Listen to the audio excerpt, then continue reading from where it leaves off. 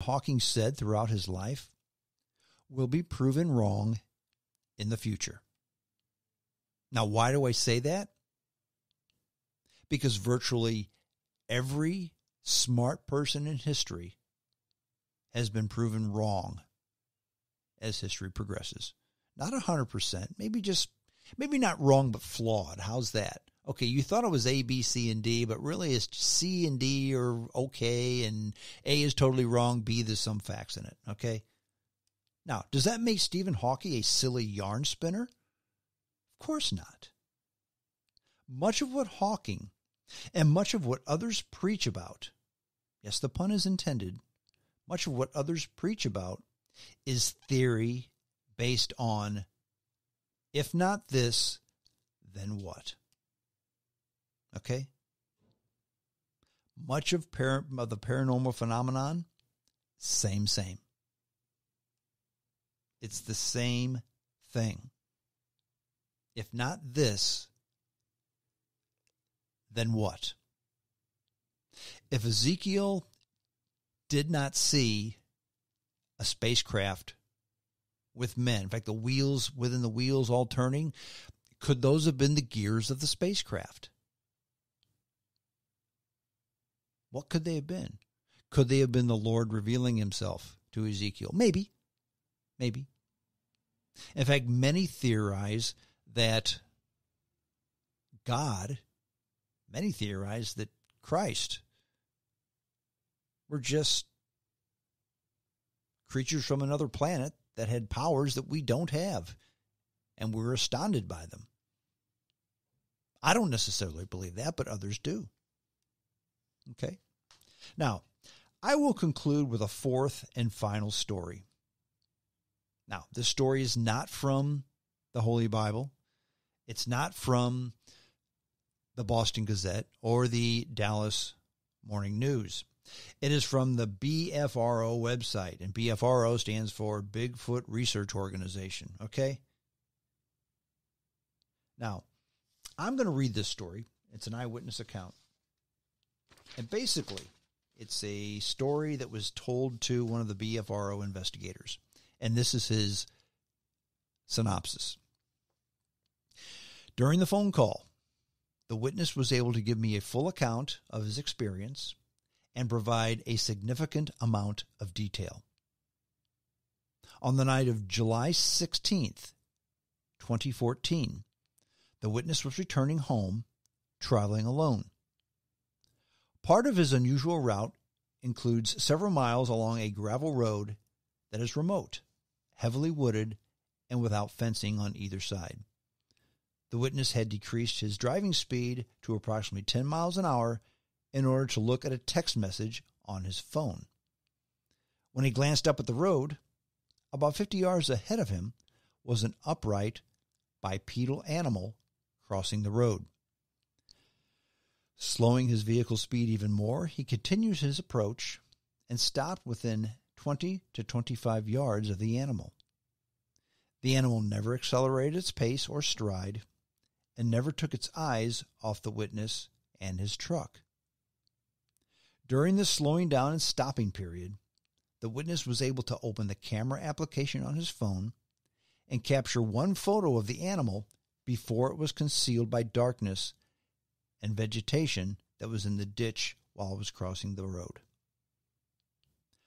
The witness was able to provide additional physical features of the creature. Its arms were long, definitely at knee level.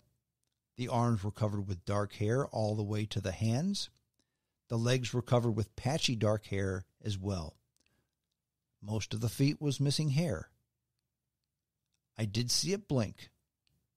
My solid estimate on the height would be between 6 and 6.5 feet tall. Apparently, the creature seemed rather mangy, with patches of hair missing on the buttocks, elbows, and other areas.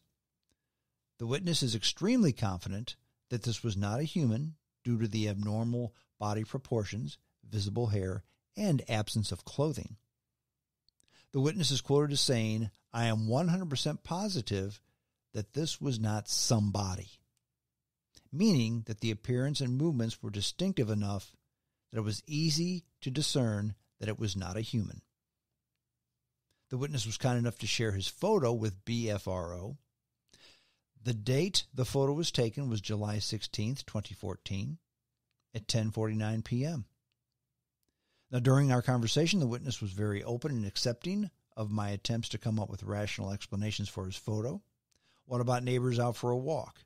A mischievous teen in a hoodie? A friend playing a trick? The witness replied that his only two neighbors were not close to the area. There were no other vehicles parked along the road. It wasn't a teen or a prankster because the face, arms, and overall body were not covered with any discernible clothing. The witness observed hair and skin. The witness unfortunately did not see genitalia, protruding breasts, or anything distinctive of gender. And below it says you will see a slideshow created by the original photo, a map of the general area, and a few zoomed portions of the original photo and daylight photos of the site location. Now, you can go to the BFRO website. Just Google BFRO, and you can come up with the photos. I've seen the photos. They're not great. They're like a typical, any other cell phone photo that you would have taken quickly in the dark. It's not proof positive. I will say that it was definitely something. And you have to wonder, why would this guy just make this up? Okay? Now, as stated at the beginning of this podcast, at the very beginning of this podcast, these are stories for your consideration. But I do ask that you please consider them with prudence.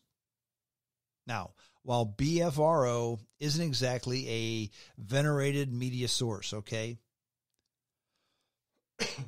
The Boston Gazette is. The Dallas Morning News at the time was. And the Holy Bible? Well, you tell me. Now, if you automatically discount these documented accounts, then how can you accept other accounts from the same or similar sources? If you discount this account from the Boston Gazette, then do you have to discount all other accounts from the Boston Gazette? If you discount this account from the Dallas newspapers, do you have to discount all events from all Dallas newspapers? And if you say the Holy Bible is God's word, in fact, beyond a reasonable doubt, except for this story in Ezekiel, can you really do that? Then you're kind of picking and choosing, aren't you? And again, I'm not saying any of these stories are true. I'm not saying any of these stories are definitely UFOs or Bigfoot. I'm saying they need to be looked at and considered prudently. But the sources they come from certainly are. And either a source is reliable or it isn't. Either somebody is a truth teller or a liar. Either a source is reliable or it isn't. And if an eyewitness account isn't a UFO or a Bigfoot, then what is it? Perhaps simply unexplained. Perhaps perfectly explained. Just accept it. Like that silly man Copernicus. Copernicus.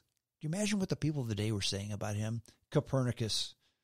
The earth rotating around the sun. That Copernicus. What a nutball. Well, that's it. The podcast is over. I hope you enjoyed it. I enjoyed giving it to you like I do all the time. How do you get the James Strong Show podcast? It's easy. The easiest way. Well, I'll tell you the other ways, okay? You can get it from iTunes, iHeartRadio, Player FM, Facebook, Twitter, TuneIn, Radio Online, the podcast app, YouTube, Spotify, Google Podcasts, CastBox, SoundCloud, Deezer, Podcast Addict, and Spreaker.com. Yeah, you can get it on Spotify, just like you can get Joe Rogan's podcast on Spotify. Me and Joe Rogan, brothers.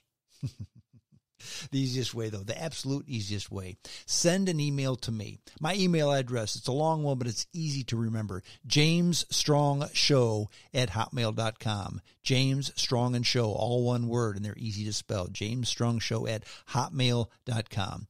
You send me your email address. What I do then is I put you on the fans list, and upon publication, I send a link to your email address, and you can download it and listen to it at your leisure. And by the way, not only do I not share your email addresses with others, but you don't see a list of 75,000 other people on the email. You are part of a blind CC to all others, so nobody else sees your email address. Somebody mentioned to me, well, Strong, I don't want to send you an email because everybody and your dad who subscribed to your podcast will now have my email address. No, nobody sees it. They can't. It's hidden. It's a blind CC. Okay? Hey, enjoy the day. We're supposed to have a great weekend in East Central Missouri. Sunny and 75 with no rain, believe it or not. Spring has certainly sprung. And summertime is just around the corner. Next week, like I said, I'm traveling on business, and I will give you a first-hand detail on what the outside world is all about during the pandemic. So you don't want to miss that podcast either. Okay? Get it? Got it? Good. Until next time, this is James Strong saying adios.